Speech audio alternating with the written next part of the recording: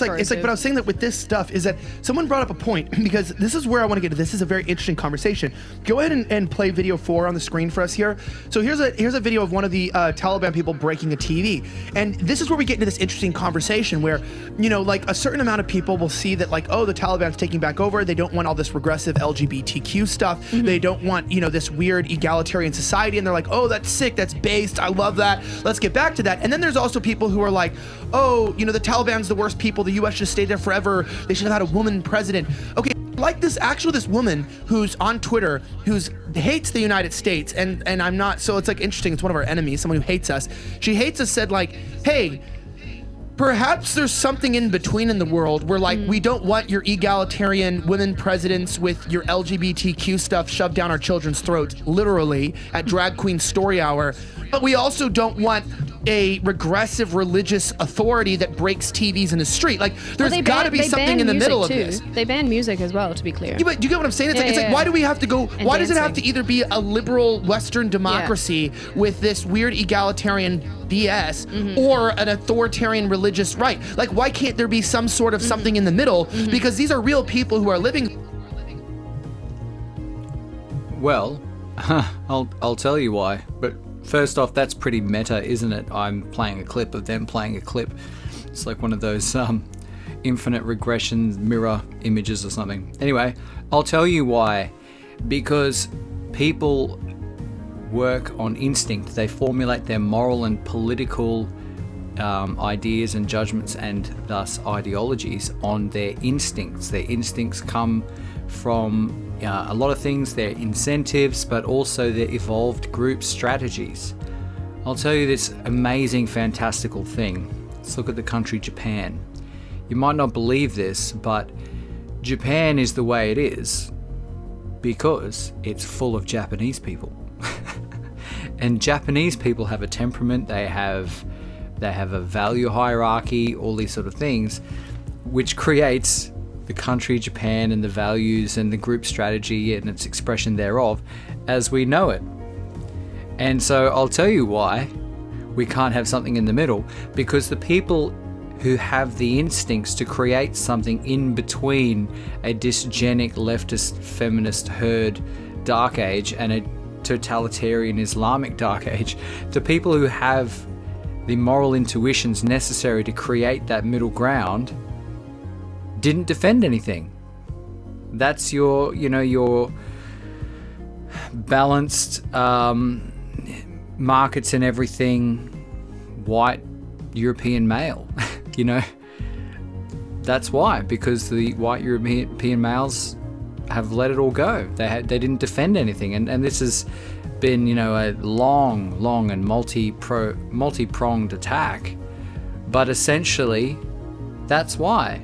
Because the sort of civilization and values and ideology that you want, nobody defended it. And these other groups are more hungry. It's that simple. You will get what you defend. There is an element too that it's easier to defend things and put yourself out on a limb if you've really got nothing. If you've got nothing else going on, if you haven't got much to lose. And that's quite possible with the Islamic guys as well. And we do subsidize women and things like that in the West. And the left is the dominant morality now. And so they do get a lot of subsidy. And so they have less to lose because of that. But essentially, the people with the intuitions to create this balance somewhere in between society that you would like, well, they didn't defend anything. And now it's gone. And once again, there are many reasons for why we are at the place we're at. If you look at the Arnold Schwarzenegger recent clip where he's like, "Screw your freedom," he's a typical alpha male, and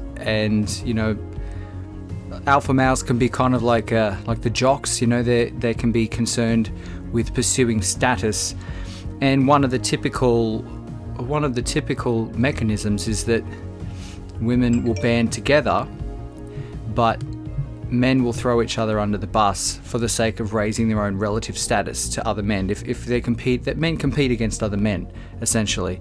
If they're working on the same team and they're in the same tribe, then they'll raise their status directly, but still men compete within dominance hierarchies, and so they have a tendency to throw other men under the bus, which means that they don't band together to mutually ensure their sovereignty.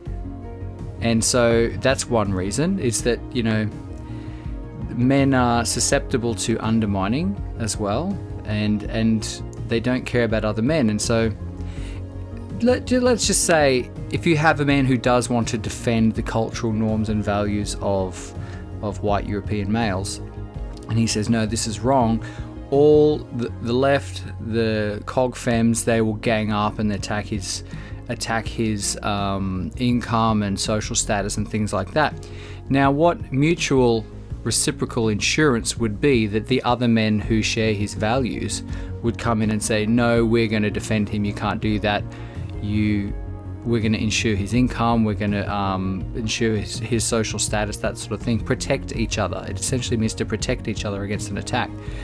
But it's very common that, because men do compete against each other, if another man is being attacked, he sees this as an opportunity to throw the other guy under the bus and pose as the good guy. And I think that's what Arnold Schwarzenegger was doing now, is that he is in a situation where he can socially signal the dominant morality for the sake of being the good guy, or raising his status as an alpha male. But he's just throwing freedom and values, or the values of the country that he emigrated to, under the bus to do it. But there's so many other things, generations of single mums, and where, young boys don't really grow up learning male morality, and then there are no spaces anymore for us to be able to do that. We can't learn off other men, we can't learn how to say no to women, that sort of thing. There are a lot of reasons. There was an incident recently with my wife, and she talked about, there was a Down syndrome girl on the cover of Vogue, and I just had a discussion with her, and her instincts, being a loving, nurturing woman, were, we have to be inclusive, we have to include everything. So she reverted to that dysgenic leftist kind of inclusivity, equality thing very naturally. And I said, yeah, but what you're doing by putting someone who's not beautiful on the cover of a beauty magazine is you might feel good about that now, and it's a short-term feeling good, but long-term what you're doing is destroying the concept of beauty. And it's the exact same thing. I explained to her, if you had to have equality between people who could sing and people who can't sing. Imagine if you're in an Ariana Grande concert and someone was like, oh, it's not fair that she gets to do all the singing, let's just pull some redneck out of the audience and give her a turn. Well, what you're doing is just destroying the quality of singing. You're just destroying the concept of it altogether. And so it is often up to men to put limits and just go, no, well, I understand you feel like that, but just think about it. Think about the long term. Think about beyond feeling good now. You have to be a little bit cruel to be kind long term, because what you're doing long term is destroying everything.